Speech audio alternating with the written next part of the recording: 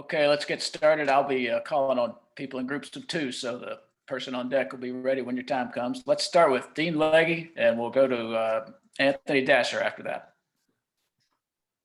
Warren, did you think that y'all protected JT well enough the other night? I guess he only got touched up a couple times.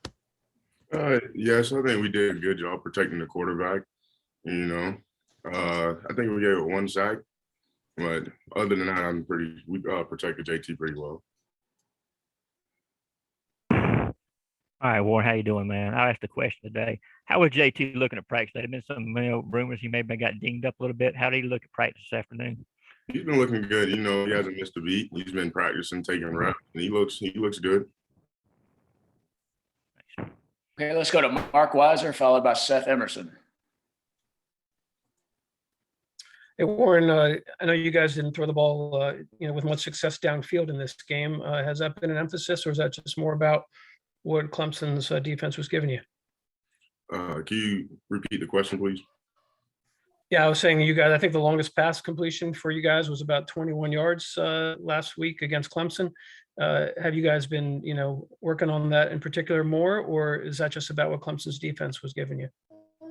That was probably just what Clemson was giving us. We're still working on, our playbook, running all the plays that we have, and we're just focused on UAB now and just working on our game plan for that. Thank you.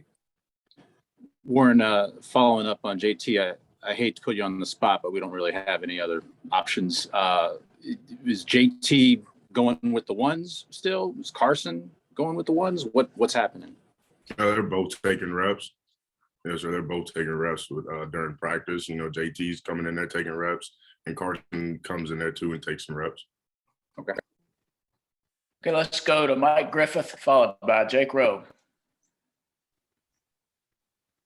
Hey, Warren, thanks for coming out and doing these interviews. We appreciate any kind of information that we can get.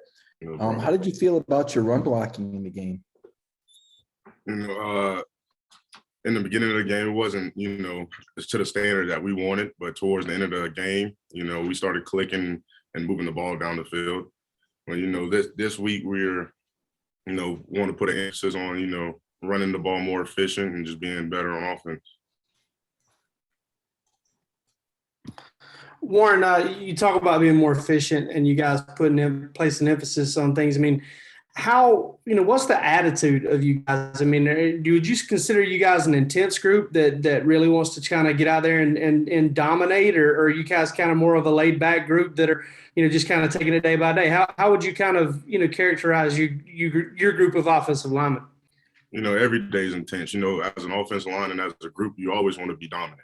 Every day you want to come out and just be dominant, and that's what we try to do, and that's what we're going to try to do Saturday. You come out and be a dominant unit and for the game. Okay, let's go to David Pascal, followed by Palmer Toombs.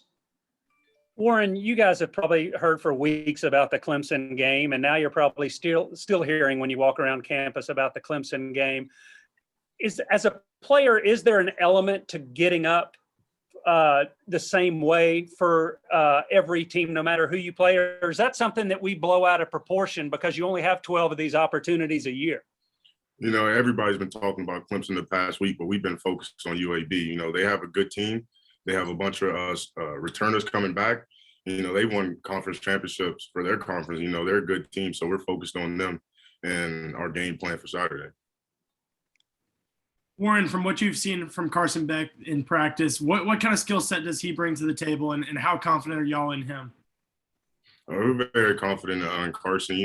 He's a good QB. He's always taking notes and during the meetings, and he knows what to do. He knows his stuff, and we're very confident in him. Let's go to Brandon Sudge, followed by Connor Riley. Hey, Warren, obviously with Tate's injury, you guys have had to shuffle some things around on the offensive line and see what works at the guard and the center spot.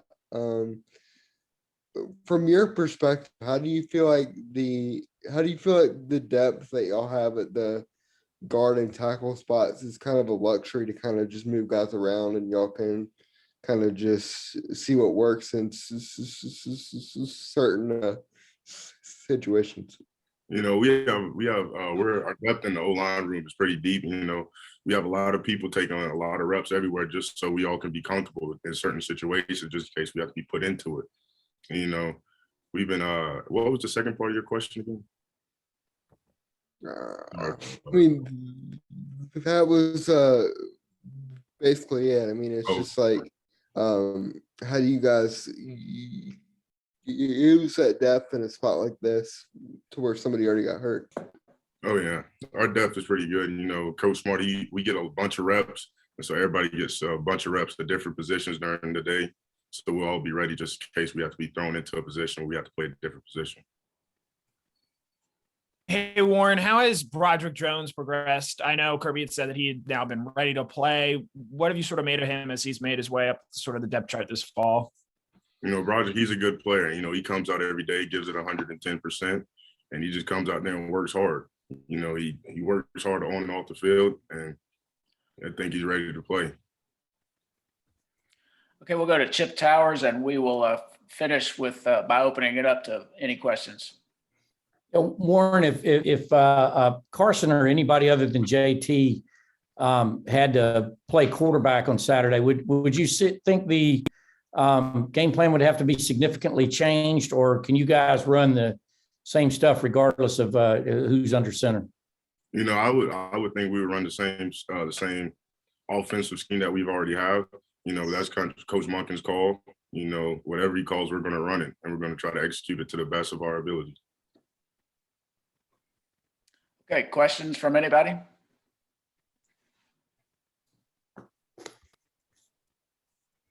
Hey, Warren, how excited are you to?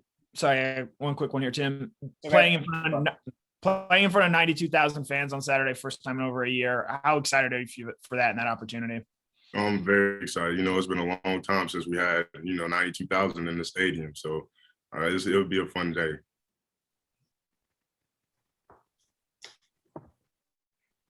Anything else from anyone? All right, Warren, thanks for your time. Appreciate it. Thank you all.